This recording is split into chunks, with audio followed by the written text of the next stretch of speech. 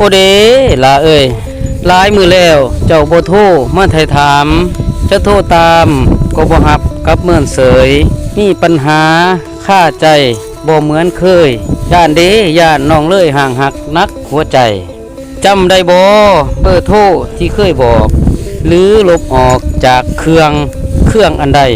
หลายวันแล้วน้องบ่โทรวันหัวใจหรือมีไม้เคียงข้างบ่วางโทรสำบ่น้องเอ้ยมื้อนี้มาแบบหวานหัวใจคือฮอดเนาะหัวใจคือฮอดอ้ายจังโอหาสละเวลามตอบมาเพราะอายดีใจย้อนคิดฮอดเจ้าเข้าทั้งเฟซทั้งไลน์แต่ก็เงียบหายทั้งเฟซทั้งไลน์บ่มีวี่แวว